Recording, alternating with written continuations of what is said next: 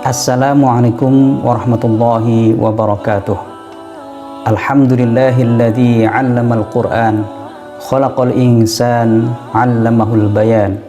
Wassalatu wassalamu ala sayyidil anam wa ala alihi wa sahbihi wa man tabi'ahum bi ihsan. Ma'asyiral muslimin yang dimuliakan Allah Subhanahu wa taala.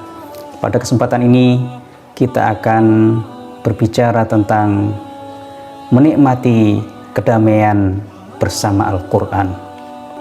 Ma'asyiral muslimin yang dimuliakan Allah Subhanahu wa ta'ala. Salah seorang mufassir mengatakan hidup di bawah naungan Al-Quran merupakan suatu kenikmatan yang tiada dapat dirasakan kecuali hanya oleh mereka yang benar-benar telah merasakannya. Suatu kenikmatan yang mengangkat jiwa, memberikan keberkahan dan mensucikannya. Cukuplah menjadi bukti keindahan bahasa Al-Quran manakala diriwayatkan oleh Ibnu Ishaq dari Imam Zuhri bahwa suatu ketika Abu Jahal, Abu Lahab dan Akhnas bin Syuraiq yang secara sembunyi-sembunyi mendatangi rumah Rasulullah Sallallahu Alaihi Wasallam pada malam hari untuk mendengarkan lantunan ayat-ayat Al-Quran yang dibaca oleh Rasulullah Sallallahu Alaihi Wasallam dalam sholatnya. Mereka bertiga memiliki posisi yang tersendiri yang tidak diketahui oleh yang lainnya. Ketika Rasulullah Sallallahu Alaihi Wasallam selesai melaksanakan sholat, mereka bertiga memergoki satu sama lainnya di jalan. Mereka bertiga saling mencela dan membuat kesepakatan untuk tidak kembali mendatangi rumah Rasulullah SAW. Namun pada malam berikutnya ternyata mereka bertiga tidak kuasa menahan gejolak jiwanya untuk mendengarkan lantunan ayat-ayat tersebut. Mereka bertiga mengira bahwa yang lainnya tidak akan datang ke rumah Rasulullah SAW, dan mereka pun menempati posisi mereka masing-masing. Ketika Rasulullah SAW usai melaksanakan salat, mereka pun memergoki yang lainnya di jalan, dan terjadilah saling mencela sebagaimana yang kemarin mereka lakukan.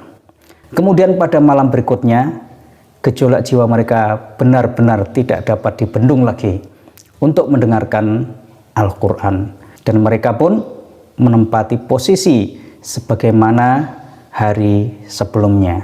Dan ketika Rasulullah SAW selesai melaksanakan sholat, mereka bertiga kembali memergoki yang lainnya. Akhirnya mereka bertiga membuat perjanjian untuk sama-sama tidak kembali ke rumah Rasulullah SAW untuk mendengarkan Al-Quran. Masing-masing mereka mengakui keindahan Al-Quran, namun hawa nafsu mereka memungkiri kenabian Rasulullah SAW. Selain contoh di atas, terdapat juga ayat yang mengungkapkan keindahan Al-Quran.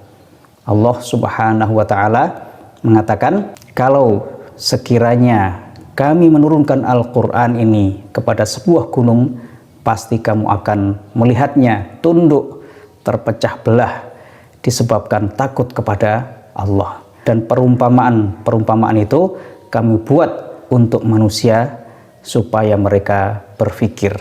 Al-Hasyr ayat 21. Ma'asyiral muslimin yang dimuliakan Allah Subhanahu wa ta'ala, kita meyakini keutamaan Al-Quranul Karim bagi umat Islam ini, karena Al-Quranul Karim merupakan konstitusi umat Islam.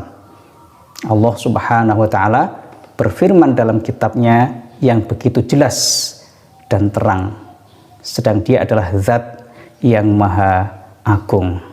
Dalam surah Al-Isra ayat 9, artinya sesungguhnya Al-Quran ini memberikan petunjuk kepada jalan yang lebih lurus dan memberi kabar gembira kepada orang-orang mukmin yang mengerjakan amal soleh bahwa bagi mereka ada pahala yang besar. Ma'asyiral muslimin yang dimuliakan Allah Subhanahu wa taala, Al-Qur'anul Karim juga merupakan sumber kekuatan umat Islam. Allah Subhanahu wa taala berfirman, A'udzubillahi minasyaitonirrajim, wa qala alladzina kafaru la tasma'u li hadzal qur'ani walghaw fihi la'allakum taghlibun. Dan orang-orang kafir berkata, janganlah kamu mendengar dengan sungguh-sungguh akan Al-Qur'an ini dan buatlah hiruk pikuk terhadapnya supaya kamu dapat mengalahkan mereka. Jadi selama umat Islam ini masih berpegang teguh dengan Al-Quranul Karim, maka sulit bagi musuh-musuhnya untuk mengalahkan umat ini. Ma'asyiral muslimin yang dimuliakan Allah Subhanahu wa taala, Al-Quranul Karim juga merupakan sumber kemuliaan umat Islam. Dalam surah Al-Anbiya ayat 10 dikatakan, A'udzubillahi minasyaitonirrajim, laqad anzalna ilaikum kitaban fihi dzikrukum afala ta'qilun. Sesungguhnya telah kami turunkan kepada kamu sebuah kitab yang di dalamnya terdapat sebab-sebab kemuliaan bagimu. Maka apakah kamu tiada memahaminya? Jadi kalau manusia ingin mulia, maka hendaknya dia kembali kepada Al-Quranul Karim, karena di dalam Al-Quranul Karim ada kunci-kunci kemuliaan. Kita tahu sumber kemuliaan Al-Quran. Yang pertama, Allah Subhanahu wa taala adalah zat yang paling mulia yang telah menurunkan Al-Quran. Dan juga Malaikat Jibril adalah salah satu makhluk mulia, adalah yang menjadi perantara diturunkannya Al-Quran. Kemudian Nabi Muhammad SAW adalah manusia termulia yang telah menerima Al-Quranul Karim. Dan bulan Ramadan adalah bulan yang paling mulia, adalah waktu diturunkannya Al-Quran. Dan Lailatul Qadar, malam yang paling mulia, adalah saat-saat diturunkannya Al-Quranul Karim. Oleh karena itu, kalau kita ingin menjadi manusia yang mulia, maka hendaknya banyak berinteraksi dengan Al-Quranul Karim. Dari sini, ma'asyiral muslimin yang dimuliakan Allah Subhanahu wa taala, kita sebagai seorang muslim, muslimah punya kewajiban terhadap Al-Quranul Karim. Yang pertama, kita harus memiliki keyakinan sungguh-sungguh dan kuat bahwa tidak ada yang dapat menyelamatkan kita kecuali sistem yang diambil dan bersumber dari kitab Allah Subhanahu wa taala. Yang kedua, kita hendaknya senantiasa membaca Al-Quranul Karim. Jangan sampai ada hari yang kita lalui tanpa menjalin hubungan dengan Allah Subhanahu wa taala melalui Al-Quran. Yang berikutnya, kita harus senantiasa berusaha menghayati dengan sungguh-sungguh ayat-ayat Al-Quranul Karim, berusaha memahami makna-maknanya. Kemudian tugas kita berikutnya adalah mengamalkan hukum-hukum Allah Subhanahu wa taala yang ada dalam Al-Quranul Karim. Karena tujuan diturunkannya Al-Quranul Karim adalah untuk diamalkan. Ma'asyiral muslimin yang dimuliakan Allah Subhanahu wa taala. Kemudian apa keutamaan membaca Al-Quranul Karim? Kita banyak membaca hadis-hadis Nabi Shallallahu Alaihi Wasallam yang menjelaskan tentang keutamaan membaca Al-Quranul Karim. Yang pertama, akan menjadi syafaat bagi pembacanya di hari kiamat. Dalam hadis an Abi Umamah radhiyallahu anhu qala sami'tu Rasulullah sallallahu alaihi wasallam yaqul iqra'ul Qur'ana fa innahu ya'ti yaumal qiyamati syafi'an li ashabihi. Dari Abu Umamah radhiyallahu anhu, aku mendengar Rasulullah sallallahu alaihi wasallam bersabda, bacalah Al-Qur'an karena sesungguhnya ia akan menjadi syafaat bagi para pembacanya di hari kiamat. Hadis riwayat Muslim. Kemudian keutamaan berikutnya adalah dengan membaca Al-Quran kita akan mendapat predikat insan terbaik. An Utsman ibn Affan radhiyallahu anhu anna Rasulullah sallallahu alaihi wasallam qala khairukum man ta'allama al-Qur'ana wa 'allamah, rawahu At-Tirmidzi. Dari Utsman bin Affan radhiyallahu anhu, Rasulullah sallallahu alaihi wasallam bersabda, sebaik-baik kalian adalah yang mempelajari Al-Qur'an dan mengajarkannya. Ma'asyiral muslimin yang dimuliakan Allah Subhanahu wa taala, kemudian keutamaan membaca Al-Quran berikutnya adalah kita akan mendapat pahala dan malaikat akan bersama kita di akhirat bagi yang mahir membacanya. Dalam sebuah hadis, an Aisyah radhiyallahu anha qalat, qala Rasulullah sallallahu alaihi wasallam, al-mahiru bil Qur'ani ma'as safaratil kiramil bararah, muttafaqun alaih. Dari Aisyah radhiyallahu anha berkata bahwa Rasulullah sallallahu alaihi wasallam bersabda, orang yang membaca Al-Qur'an dan ia mahir membacanya, maka kelak ia akan bersama para malaikat yang mulia lagi taat kepada Allah Subhanahu wa taala. Hadis riwayat Bukhari dan Muslim. Ma'asyiral muslimin yang dimuliakan Allah Subhanahu wa taala, keutamaan membaca Al-Qur'an berikutnya adalah dengan membaca Al-Qur'an kita akan mendapatkan pahala 2 kali lipat. Ini bagi yang belum lancar membacanya.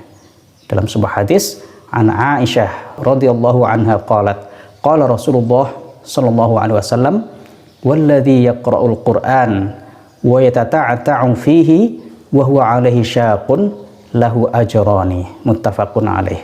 Dan orang yang membaca Al-Qur'an sedang ia masih terbata-bata, lagi berat dalam membacanya, maka ia akan mendapatkan 2 pahala. Hadis riwayat Bukhari, Muslim.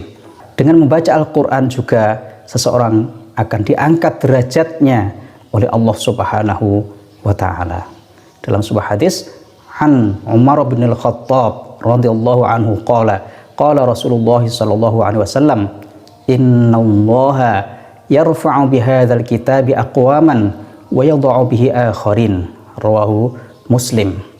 Dari Umar bin Khattab radhiyallahu anhu, Rasulullah sallallahu alaihi wasallam bersabda, sesungguhnya Allah akan mengangkat derajat suatu kaum dengan kitab ini, Al-Qur'anul Karim. Dengannya pula Allah akan merendahkan kaum yang lain. Hadis riwayat Muslim. Ma'asyiral muslimin yang dimuliakan Allah Subhanahu wa taala, kemudian dengan membaca Al-Qur'anul Karim kita akan mendapatkan sakinah, ketenteraman, kedamaian, mendapatkan rahmat, dikelilingi malaikat dan dipuji Allah Subhanahu wa taala di hadapan makhluknya. Dalam sebuah hadis, an Abi Hurairah qala, qala Rasulullah sallallahu alaihi wasallam, wa majtama'a qaumun fi baitin min buyutillahi yatluna kitaballah wa yatadarasunahu bainahum illa nazalat alaihimus sakinah wa ghasyiyatuhumur rahmah wa hafathumul malaikah wa dzakarahumullahu fi man 'indah, rawahu Muslim. Dari Abu Hurairah radhiyallahu anhu, Rasulullah sallallahu alaihi wasallam bersabda, tidaklah suatu kaum berkumpul di salah satu rumah-rumah Allah untuk melantunkan ayat-ayat suci Al-Quran dan mempelajarinya, melainkan akan turun kepada mereka ketenangan, akan dilingkupi pada diri mereka dengan rahmat, akan dilingkari oleh para malaikat, dan Allah pun akan menyebut, memuji mereka pada makhluk yang ada di dekatnya. Hadis riwayat Muslim. Ma'asyiral muslimin yang dimuliakan Allah Subhanahu wa ta'ala, maka kalau kita bisa senantiasa berinteraksi dengan Al-Quran, membacanya, memahaminya, mempelajarinya, menghafalnya, dan mengamalkannya, disitulah kunci kedamaian dalam hidup ini, kunci kedamaian dalam hidup di dunia maupun di akhirat. Wabillahi taufiq. Wassalamualaikum warahmatullahi wabarakatuh.